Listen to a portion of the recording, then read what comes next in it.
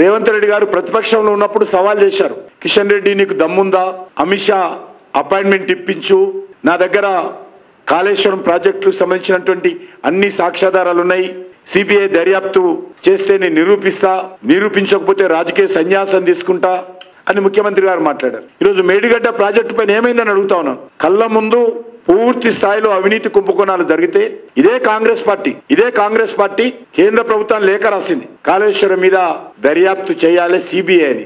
అప్పుడు కేంద్ర ప్రభుత్వానికి సంబంధించినటువంటి మినిస్ట్రీ ఆఫ్ జలశక్తి కాంగ్రెస్ పార్టీకి లెటర్ రాసింది. రెస్పాన్సిబుల్ గా ఎంత కాంగ్రెస్ పార్టీకి లెటర్ రాశాం మేము. వాళ్ళు ఇచ్చినటువంటి కాళేశ్వరం మీద దర్యాప్తు చేయాలని వారు రాసినటువంటి ఉత్తరానికి మేము letter రాశాం.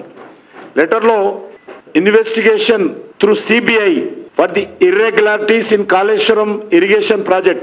Execution comes under the purview of state government and you may approach state government in this regard.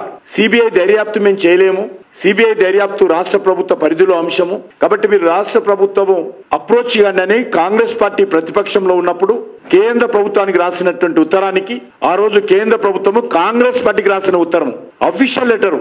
మరి వీళ్ళు ఏమంటారని అడుగుతా ఉన్నాను. మీరు ప్రతిపక్షంలో ఉన్నప్పుడు సిబిఐ దర్యాప్తు జరగాలని కోరారు కదా, ఈరోజు సిబిఐ దర్యాప్తు చేయడానికి ఇచ్చే అధికారం మీ చేతిలో ఉంది. ఈరోజు ఎవరికి ఉత్తరం రాయాల్సిన అవసరం లేదు. స్టేట్ గవర్నమెంట్ కెన్ ఆర్డర్, దర్యాప్తు చేయాలని ఆర్డర్ చేస్తే 24 గంటల్లో కేంద్ర ప్రభుత్వము దర్యాప్తు ప్రారంభిస్తుంది మేడిగడ్డ వ్యవహారం పైన. కాబట్టి నేను ముఖ్యమంత్రి గారిని కోరుతా ఉన్నాను, నాకు దమ్ముందా అని అడిగావు కదా, ఈరోజు ఆ దమ్ము నీకే వచ్చింది. ఈరోజు మరి మీరు అధికారంలోకి వచ్చారు, అమిత్ షా గారు కూడా అవసరం లేదు, కేంద్ర ప్రభుత్వం కూడా అవసరం లేదు, మీరు నేరుగా రాష్ట్ర ప్రభుత్వము సిబిఐ దర్యాప్తు చేసేటువంటి అధికారము మీకే ఉంది. ఈరోజు మీరు నిజంగా చిత్తశుద్ధి ఉంటే కూల్డ్ స్టోరేజ్ లో అవినీతి కుంభకోణాలు పెట్టకండి, దర్యాప్తు చేసి వాస్తవ విషయాలు ప్రజలకు తెలిసే విధంగా చర్యలు తీసుకోవాల్సిందిగా కోరుతా ఉన్నాను.